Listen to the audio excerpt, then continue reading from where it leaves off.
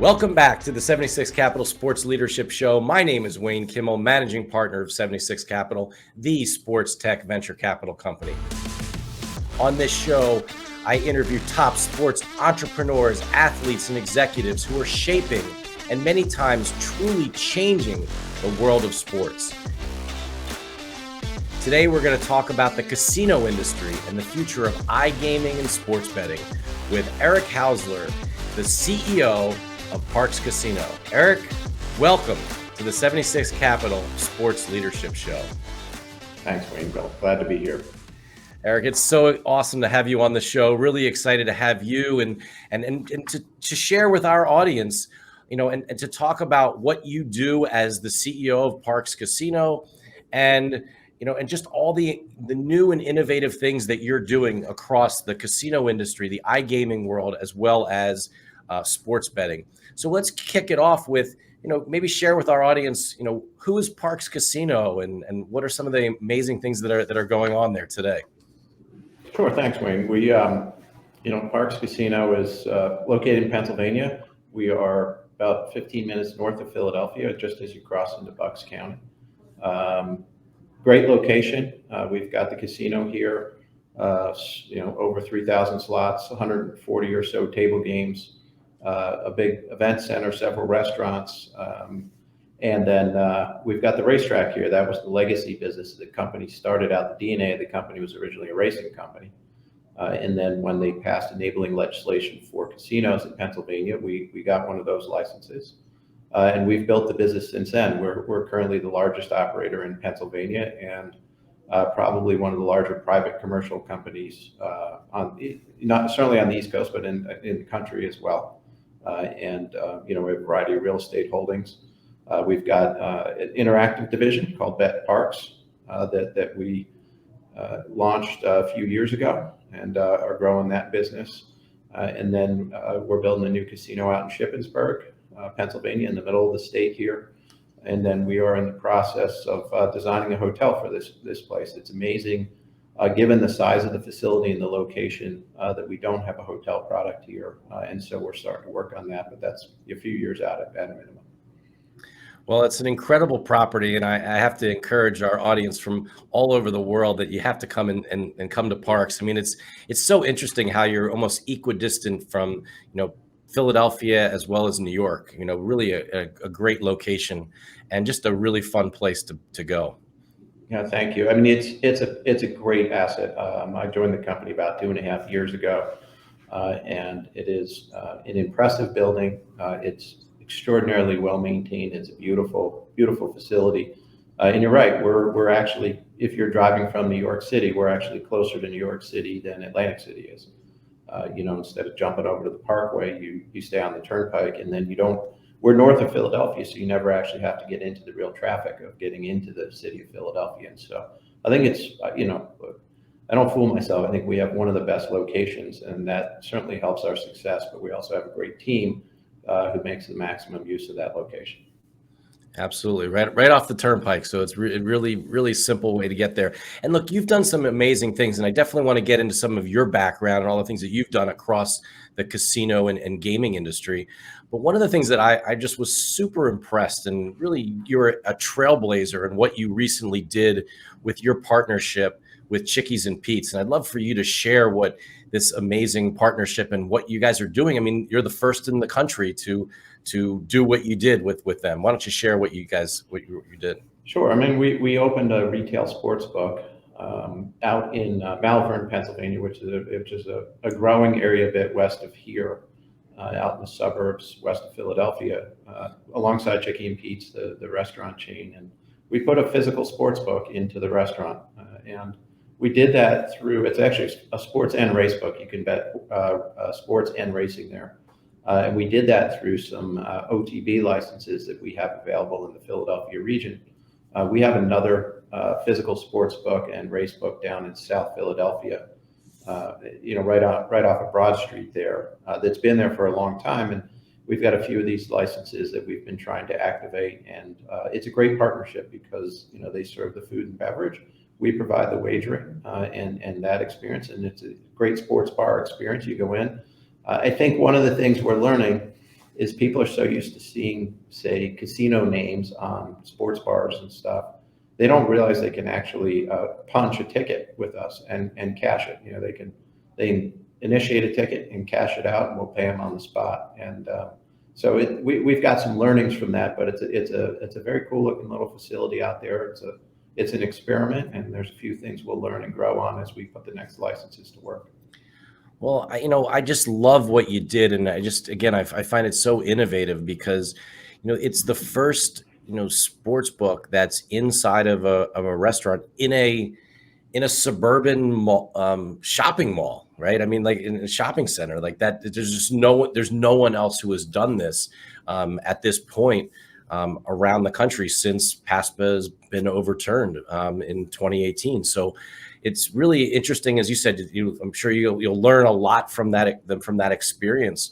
But the opportunity to, for you to replicate that in probably in better ways in the future, or even, I mean, look, I love, bringing my, friends and family there. It's just a fun way to go and have some great food, but also, have the sports book literally in the. Yeah, it's nice because you can just walk into the sports book and, with $5 of cash and make a bet or whatever you want, or you can bet a race in the middle of a horse race. And you don't have to be online, and you don't have to have an online account. It's not real complex. And you just walk in, there's always a teller there for you, or we have kiosks and you can bet right on the kiosk as well. And there's a lot to learn. You're right. I think we'll see more of that across the country. We're starting to see some of it. So Ohio, for instance, which recently legalized sports betting, will have retail locations available. And I think you'll see a lot of that concept coming into play in Ohio, where you have a restaurant or a sports bar that's paired up with a retail sports book. In Pennsylvania, the only way you can do that is either in an existing incumbent casino or through these OTB licenses, which we have in a few of the other tracks in the state have. As I said earlier, you've been in this game for a long time as an executive across many different organizations, and when you start to see, what's your take right now on how sports betting and iGaming and kind of how it's the proliferation of it just in the last couple of years, and how fast things have happened on the sports betting side with over 35 states, and with iGaming is somewhere in 5-6 states right now. Where do you see this all going? I think we're at the beginning, of course. Been around the industry long enough to remember riverboat gaming and the proliferation of riverboat gaming. And, I think originally, it's been a long time now, but I think in the 90s, it was originally Iowa was the first one in the Midwest, and then Illinois and Missouri, and, started filling in, and Mississippi was out there, and then Louisiana. I don't remember the exact order, but pretty soon all up and down the Mississippi River had gaming, and then, other states filled in behind it. And I think sports is moving at 3 times the pace that did, the sports betting, in part because people have generally accepted gaming as a form of entertainment, and the worst case scenarios that everyone's talked about have not been proven out. There's obviously some issues that you have to deal with, but for the most part, I think people find that when the gaming comes into their neighborhood, we create good jobs. We're good corporate citizens, and so it's proliferated easier through sports than it has in the past. And I think it's because a lot of states have had a pretty good experience with the casino industry in their state. So I think we're in the early stages. I mean, one of the things that as an industry we're going to have to figure out is we have a business that, retail business that is perfectly profitable. And the online business has, for whatever reason, chosen to go very, very heavy on promotions to gain market share, to build your brand, whatever the case may be. But structurally, that's not a business that works for any longer period of time. And so the industry is going to have to figure that out. And we're a participant in the industry, and we'll be figuring it out along with everyone else. The business itself is inherently a good business. Just right now, the structure of it doesn't lend itself to profitability. And you can see that in the P&Ls of the publicly traded companies. So when you look at what's happening today, and kind of the as more and more states have been following the lead of Pennsylvania and others, you're starting to see a real, almost like these partnerships between the sports leagues and teams and the casinos and sports books.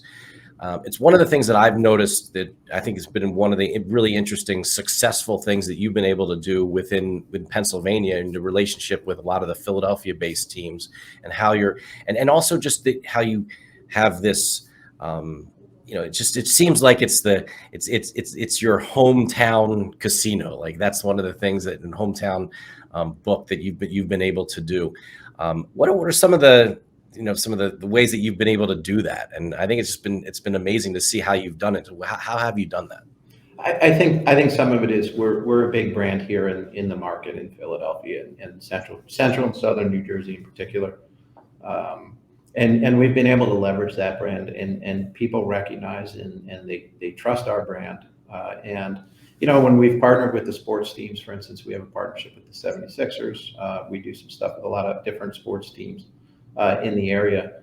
And we leverage that relationship because they're like-minded people who watch sports. Some of them want to also wager on sports. And we built a big retail sports book here at Parx. I know you've seen that, Wayne, and I would put that retail sports book up against anything in the country. I mean, there's some really great sports books out there, and I think ours is one of them.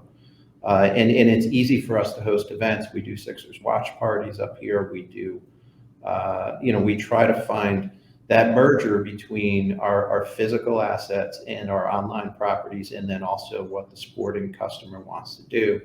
And I think we're not where we want to be yet, but we've been successful. I think one of the other things that we've done, we recognize that having national sports talent in our social media group probably doesn't add a ton of value. And so what we focused on is bringing in people who are local sports celebrities, that the local sports fan in Philadelphia is going to know, people that they've listened to on the radio. For instance, we've had Dee Lyman do the Sixers for us, and she's been around the Sixers since she was a kid, and knows basketball as well as anybody, and knows the Sixers as well as anybody in the business. And those are the type of people we've brought in to our sports media, social media group to help us develop connections with the customers here in the local market.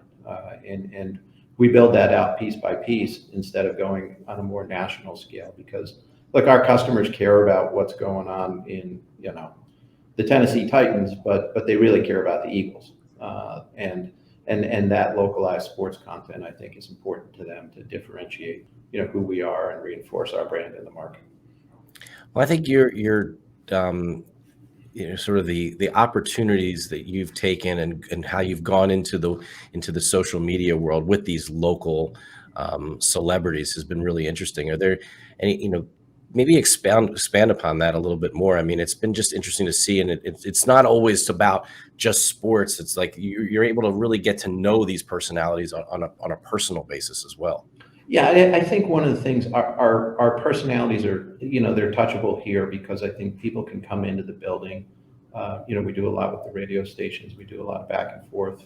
And I think having the big physical asset is beneficial in this case because, one of the things you deal with online is how do you engage with and touch your customers, and how do you develop an affinity for your brand, and what does that mean? And I still think that people want to be around other people. They want to socialize. Sports by its nature is a social thing. Yeah, you sit around and watch the game by yourself, but more often than not, you're sitting around watching it with friends and other people in your life. And I think that's what our focus has been. Let's create fun content, entertaining content, not as much, thought-provoking content when it comes to the hard sports stuff, but also some fun, so we'll send them down to outside the link, or we'll go out to the Sixers, or we'll go out to local college basketball, and some of our folks will go out there and film fun spots, and our customers online and in person identify with that and say, oh, I know where they are. I've seen that. It was funny. I was actually at the Coldplay concert a week ago, and there was a Parx truck out there, as I'm sitting in traffic, literally right next to me with a big, LED screen on it, circling around the parking lots.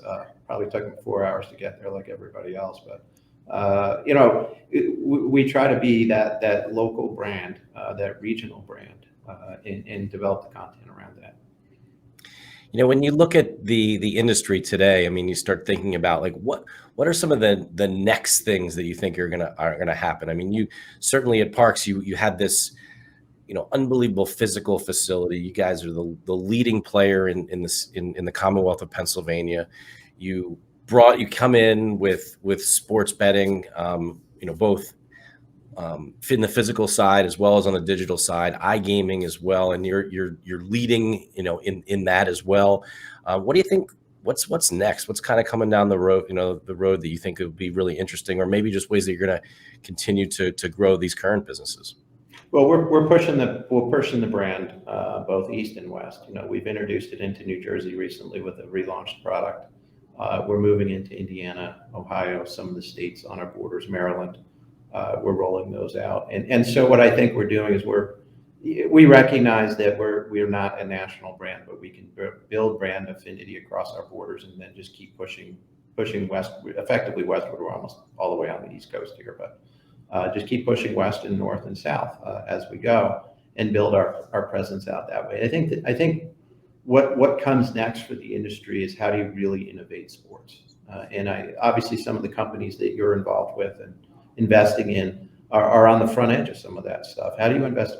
What's next in sports, and where does it all converge? I'm not sure I have that answer, but there's plenty of different places to go. You've got media and sports converging. You've got the teams, as you mentioned. They're trying to figure out what their role is in all of this. And then there's companies like us who are incumbent, casino operators. I think we provide a certain level of stability and knowledge about how to run a safe and effective wagering operation. Safe being, safe from crime and safe from, vulnerabilities and that type of stuff. And that, when you deposit with us, your money is safe, and that the games are, well regulated. And I think that's a big piece of what companies like us bring to the table. But what do other entities, bring to this? In other states, you're starting to see some of the sports teams, like in Ohio, they're getting access to a license, and they're partnering up with somebody. And they want to participate in some way, but it's also a fine line, because you don't want to be so deep into sports gambling that you create any appearance of a conflict of interest.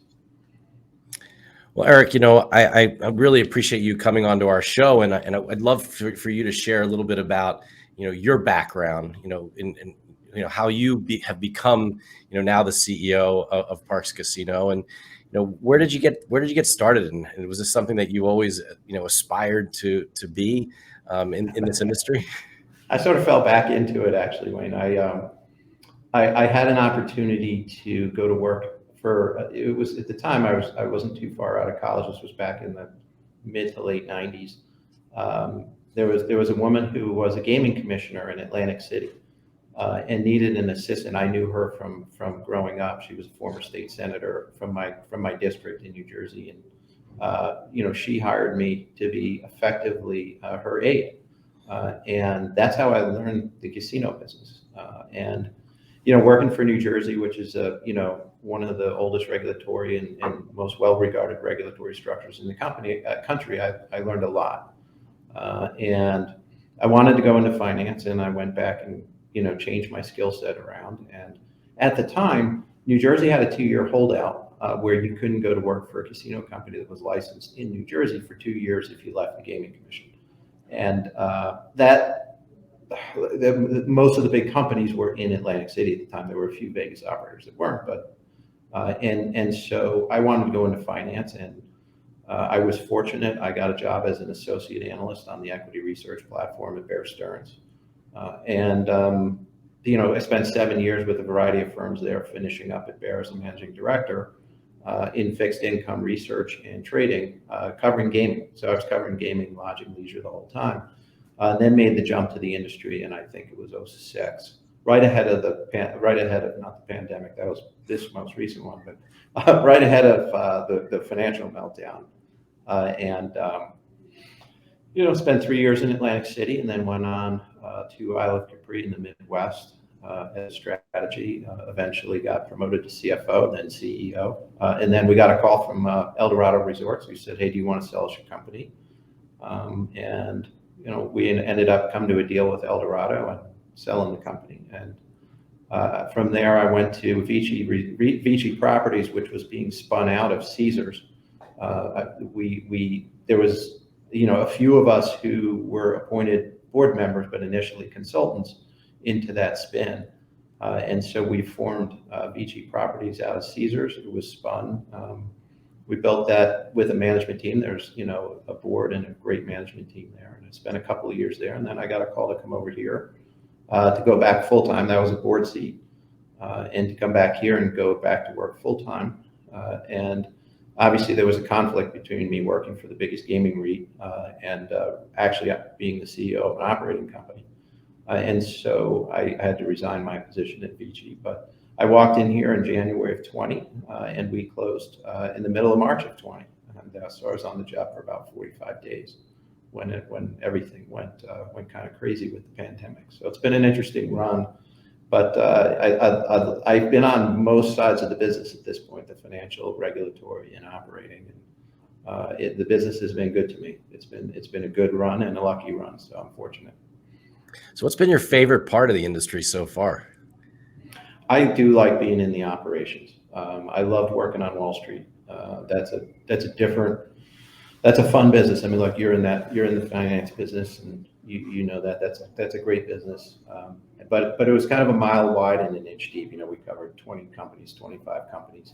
Here, you're an inch wide and a mile deep. And I like that level of the detail. I love learning about the operations, the way the business kind of fits together, and the dynamic of it. It runs 24 hours a day. It's quiet, but it's never dull. And the proliferation of sports wagering and online is a segment of the business that was popped up in the last couple of years. So you're always on your toes, trying to learn new things and keep moving forward. Well, I'll never forget, one of the first times we met, we were having, Chinese food at that amazing restaurant in your casino. And I've told so many people, I'm like, you just got to go have Chinese there. You won't believe it. And, you said to me during the pandemic, especially at the beginning, it was just, all hands on deck. No matter what your title was, whatever your role was, you were in there getting your hands dirty, looking to, help run the place and keep it safe. What was that like, during those times? It felt, I think every day you had to reimagine how you were going to operate as a business leader. It wasn't like you could pull something off the shelf and say, well, I did this before. We literally sat down. I'm extremely fortunate. We have an excellent operating team here and a great group of people who really get along well. And I barely knew any of them. And all of a sudden, I'm saying, look, we're going to furlough 2,000 people, and we're going to bring this building down. And the rest of our assets too. This isn't our only asset, but the rest of our assets are closing too, and we need to figure this all out. And we all sat down and. But powering back up was just as challenging because you had to figure out what other companies were doing, and I think while we're all competitors in the industry, I would routinely talk to the folks at Caesars and our local guys down here at Rivers, Philadelphia, because we were all trying to figure it out. How many restaurants do you bring up? What capacity do you have? What does this actually say that they're telling us we can do? And then, I don't think any of us knew, so we were rewriting it all along, and that was the whole industry.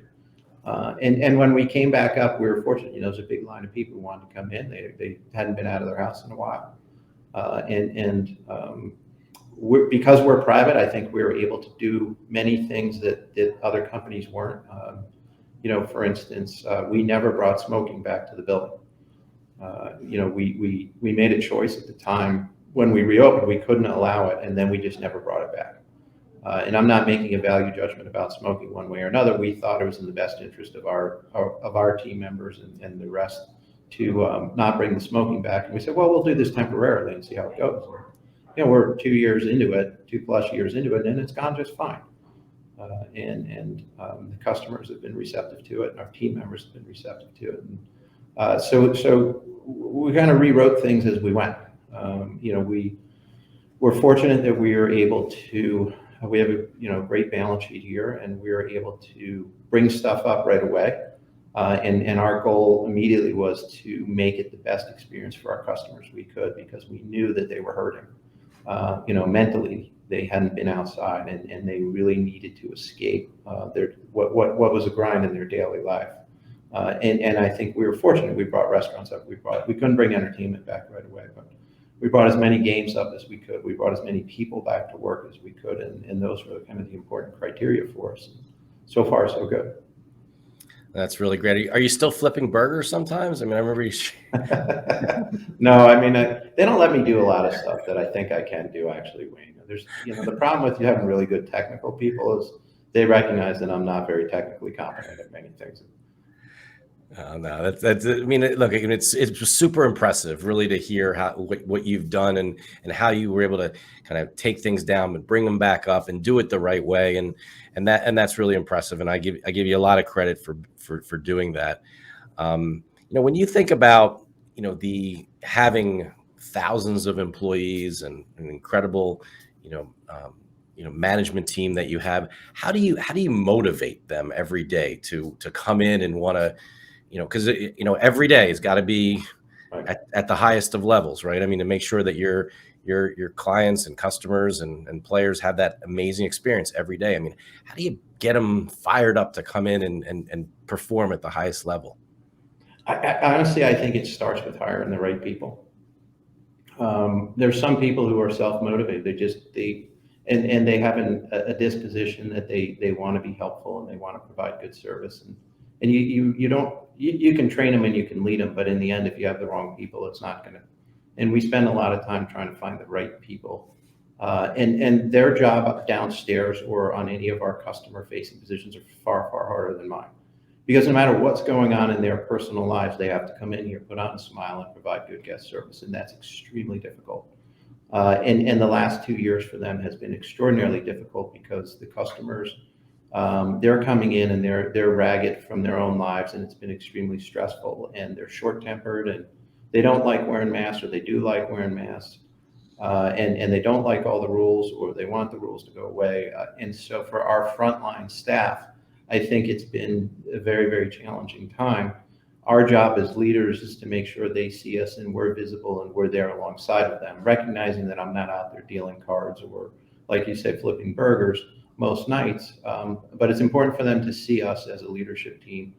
It's also important to feel like we have their back, that we're looking out for them, that we're taking care of them. We pushed through raises when we realized that inflation was pushing well above what our team members could sustain in their personal lives. And so we raised our base rates up to $18 an hour across every single non-tip position in the company. And we're a lot, that takes a lot of pressure off people. And I think part of the balance of getting great people and keeping them motivated is making sure they feel like the company is willing to step in there too. And I think as a group here, we built some goodwill during the pandemic. We paid people for a good chunk of it. For 4 weeks straight, we paid everybody, and then we furloughed, but we paid all their health benefits while we were closed. When we closed again in December of 2020, for 3 weeks, we paid everybody straight up their regular wages, and didn't furlough anybody at the time.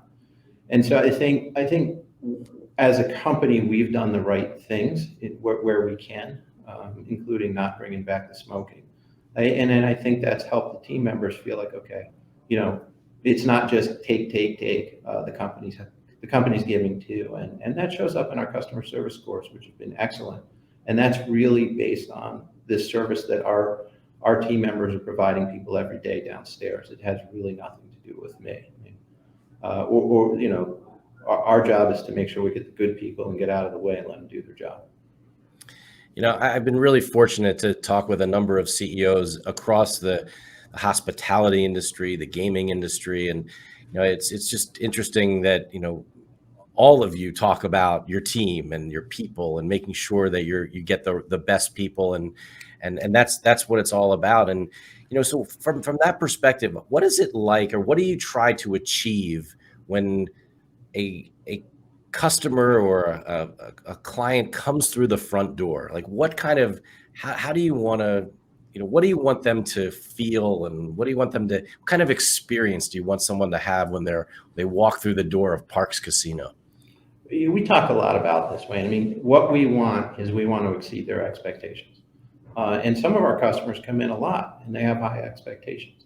And our job, excuse me, as a group is to make sure we exceed those expectations. And so the building needs to be clean. It needs to feel safe. It needs to be safe. They need to feel, there's nothing worse than being in a great restaurant and walking into the restroom and it's filthy. It detracts from your leisure experience. And so when they walk in the door, we want to make it as seamless a leisure experience as possible. And we recognize that we're not perfect at it, that there's breakdowns and things don't go well. But for the most part, we want them to feel relaxed with us. We want them to feel safe. We want them to feel the building's clean. We want to feel they get good service when they come in, and that they're not ignored or missed, because I think that's important to people. I think our industry does, in general, a good job of recognizing and valuing the customers, through our affinity programs and all of that we do as an industry. But those are the important benchmarks for us. I mean, it's very, very simple, but it's extraordinarily hard to get right. And it doesn't take much to fail on any of those counts. You've worked at a number of different, large organizations across the industry. Were there other CEOs or executives that you're sort of modeling what you're doing now as the CEO of Parx Casino, and that you looked up to? Or there's certain people that you have, maybe it was a mentor, maybe it was someone that you said, wow, I want to be like that person and run my company when I'm the CEO like that? Yeah, I've had a lot of great people, and I think I'm fortunate in the sense that I never feel like, and not only above me, but reporting to me as well, in the sense that we can all learn from each other. My first boss at the Casino Control Commission, New Jersey, was a woman named Leanna Brown. She passed away. Very highly regarded senator, first woman Republican senator in the state of New Jersey, a real trailblazer. She used to say, you have to see everybody. You need to see everybody, and that meant you need to, you just can't, zero in on who you want or how you climb the ladder. You really need to see everybody, and that means everybody in the organization and across all races, color, creed, backgrounds, that you've got to see and treat everybody fairly. And it took me a long time to really, really understand what she meant, but I think I get it now. And then, the first CEO who hired me was Jim Perry, who used to be the CEO of Argosy Gaming. He hired me into the industry, and Virginia McDowell, who was the CEO at Isle of Capri before I got promoted to CEO. She was my boss and was for several years. And they came from a hardcore service culture, and drilled those values of clean and safe and friendly. We're this, clean, safe, friendly, and fun were the mottos of both Argosy and Isle of Capri in different ways. And you learn that stuff over the years, but you also see them in that position where, they're leaders, but they're also listeners and constantly learning and evolving, as a leader is important because the business is always changing. And so I'd say those three people had a huge influence on me in my career. Yeah, absolutely. That's really amazing. And again, I really appreciate you taking the time to come out and come onto our 76 Capital Sports Leadership Show. We're so excited to have this opportunity to work with you, to learn from you, to hear from your whole team, watch what you guys are doing. I think it's really an incredible story. Love to hear about the growth that you shared with us that's going to be happening with Parx Casino across the country, north, south, east, and west. That's amazing. It's amazing, and I certainly wish you the best of luck, and hopefully we'll get to do a lot of things together in the future. I appreciate it, Wayne. Thank you so much for having me. It was great to be here, and enjoy the dialogue. This was great. Well, thanks a lot, and hope that everyone has a great day.